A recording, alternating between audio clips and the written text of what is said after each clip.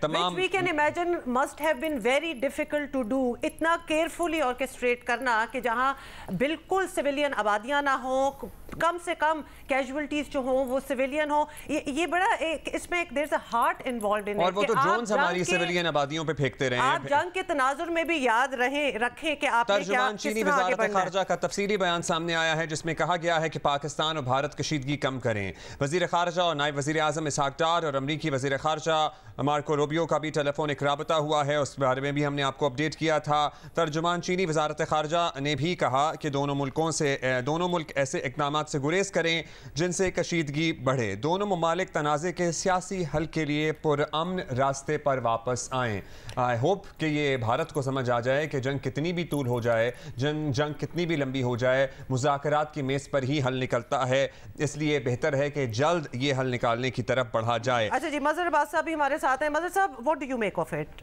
کیونکہ کشیدگی تو کافی دنوں سے چل رہی ہے، ہندوستان کی طرف سے اٹیک بھی چل رہا ہے. پاکستان نے اب جب جواب دیا اور کافی ٹھیک ٹھاک قسم کا جواب دیا ہے، اب بڑی سٹیٹمنٹس آ رہی ہیں، اب بہت کانورسیشنز جو ہیں وہ کھل گئی ہیں. obviously nobody wants کہ یہ ایسکیلیٹ ہو مزید. دیکھیں، جو صورتحال اب پیدا ہوئی ہے اس کی ذمہ دار جو ہے میں سمجھتا ہوں اقوام متحدہ ہے، اس کے ذمہ دار امریکہ ہے، اس کے ذمہ دار وہ تمام ممالک ہیں جو یہ تو کہتے رہے کہ دونوں ملک جو ہے ریسٹرین شو کریں، لیکن ایک ملک مسلسل حملے کر رہا ہے، ہمارے شہریوں کو شہید کر رہا ہے، یہاں میزائل اٹیک کر رہا ہے. اس طرح کے حملے کیے جا رہے ہیں کہ جو ہمارے لیے ناقابل برداشت ہوتے جا رہے تھے. اس کے باوجود ہم نے ذمہ داری کا، آپ سیاسی محاذ پہ دیکھ لیں، آپ سفارتی محاذ پہ دیکھ لیں، آپ صحافتی محاذ پہ دیکھ لیں، آپ جو ہماری فوج نے جواب دیا ہے وہ کتنا میجرڈ ہے. وہاں سویلینز ٹارگٹس نہیں ہو رہے، وہ انہی جگہوں کو ٹارگٹ کر رہے ہیں جہاں سے ہم پر حملے کرنے کی کوشش کی جا رہی ہے. تو ہمارا جو اوور آل بیہیویئر ہے آپ اٹھا کے دیکھ لیں. ماضی میں آرٹیکل 370 منسوخ کیا گیا، دنیا خاموش رہی، ہم دنیا کو بتاتے رہے.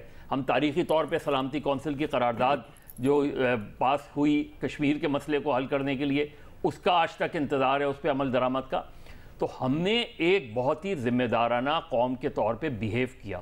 بدقسمتی دنیا کی کیا ہے؟ بدقسمتی دنیا کی نریندرا مودی ہے، بدقسمتی دنیا کی نیتن یاہو ہے.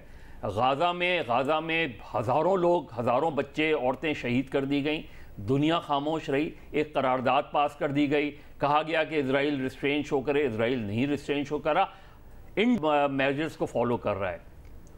اسی ایکشن کو ابھی بھی مجھے گو کہ امریکی وزیر خارجہ نے ہمارے آرمی چیف سے کانٹیکٹ کیا، مجھے ابھی بھی امریکنز کی سنسیئرٹی پر ڈاؤٹ ہے.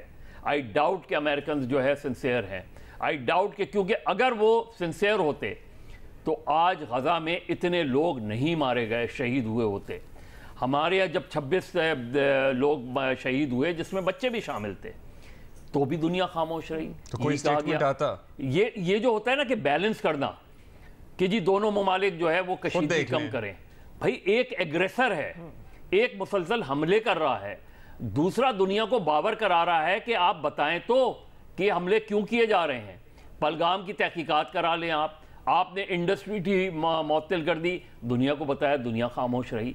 اب بھی جو رسپانس ہے ہمارا وہ ریٹیلیشن ہے. آپ نے ڈس انفارمیشن ایسی پھیلائی کہ ہمارے KPT پہ اٹیک ہو گیا، کہاں اٹیک ہو گیا، ایسا لگ رہا تھا کہ انڈین فورسز داخل ہو گئیں. ہم نے تو چائے کا بھی انتظام کیا ہوا تھا اچھی طریقے سے کہ آئیں گے تو چائے پلائیں گے.